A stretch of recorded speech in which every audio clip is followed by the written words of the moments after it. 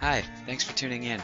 My name's Andrew, and today I'm going to be telling you about the electronic cigarette, or e-cig, and why I think it's awesome. There are a number of videos online right now of people smoking, puffing away at their e-cigs, but what I wanted to do was tell you in a little more detail how the device works and what it's like to own one, and a couple other things you might not be able to tell by simply watching somebody use them. So I hope you enjoy. The construction of the device is very simple. This tip that I'm screwing off that's about the shape of a tobacco cigarette is the battery. On the end here you have a piece of gray plastic that's texturized to kind of look like ash. Underneath that is an LED that glows when you drag on your e-cigarette. On the other end here there's a mouthpiece and cartridge. Both pieces are attached to one another and disposable and replaceable. The cartridge is filled with spun polyester fiber that's saturated with liquid nicotine and propylene glycol, as well as some flavoring depending on what flavor you choose. And both of those components attach to the atomizing chamber or atomizer, which heats our liquid nicotine to produce that smoke that we're after. And that looks like this.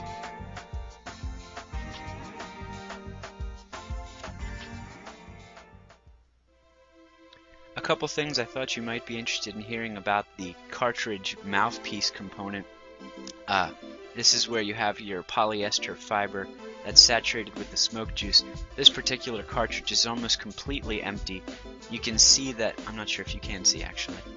The polyester is white and fluffy with just a tiny little bit of pink at the end there.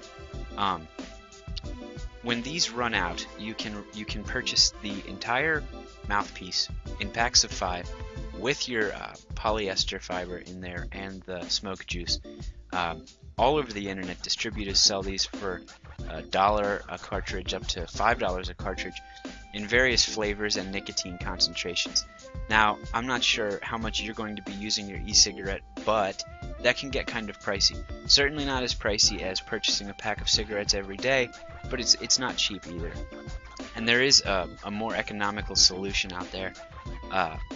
Literally, the smoke solution can come in these dropper bottles. Many distributors sell these in 10 milliliter quantities all the way up to I think 30 milliliters in a variety of flavors and nicotine concentrations as well. Here I have apple flavored high nicotine concentration. And just a couple drops, maybe 3 to 5 drops of your solution in a dried out cartridge is pretty much enough to make it like new and increase the volume of vapor back to like when your cartridge was new.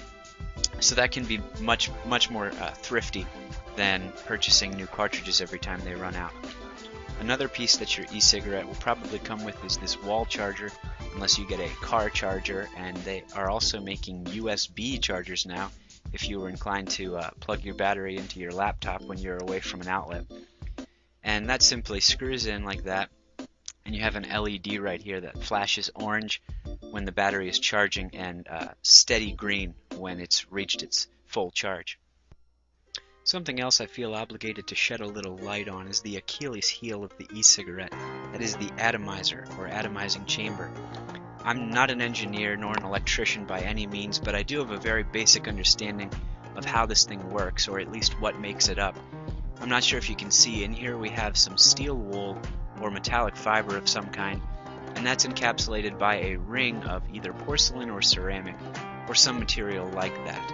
Underneath there is what the manufacturers call a microprocessor, and that's signaled by the battery when you inhale to heat your solution and create vapor. A couple notes on the atomizer. These are extremely temperamental components of your setup. They're very prone to clogging, they're very prone to overheating, and apparently there are a lot of factory defective ones, so it's really nice to look for an e-cigarette distributor who tests their units before shipment.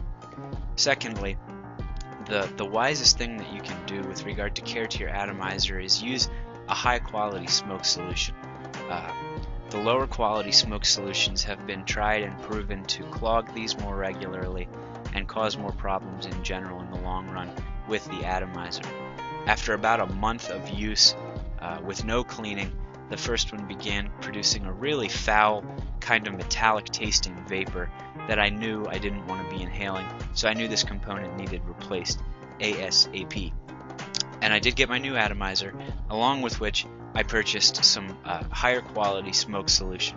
I have had no problems so far with this new unit, and that would just be some advice that I would pass on, is take good care of your atomizer, purchase from someone who's tested them if possible, and above all, I would say use the highest quality smoke solution that you can have shipped to your location, wherever that may be.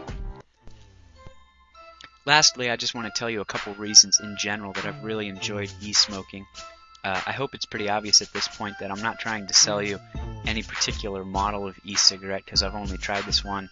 I'm not even going to mention where I got this one today. I'm just trying to sell the idea, I guess, because I hope it catches on. I really do.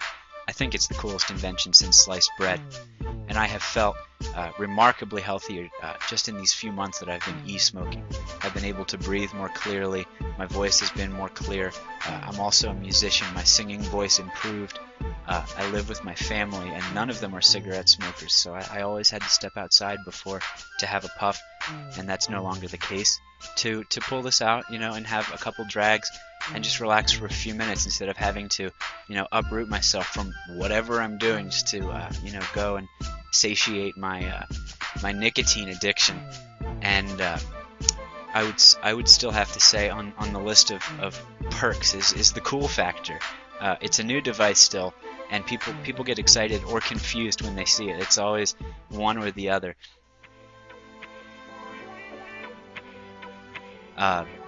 So that's been very cool too. Many people seem to be interested, so we're trying to generate a lot of buzz for the e-cig. It's not meant for people under the age of 18. It's not meant for non-smokers. Just like I wouldn't have offered a tobacco cigarette to a non-smoker, I wouldn't offer an e-cigarette to a non-smoker. But for a smoker looking for a healthier alternative or a much more convenient, much more economical way to get your nicotine, I recommend the e-cigarette. I just think it's great. I think they're very fun. If you have any other questions, feel free to contact me.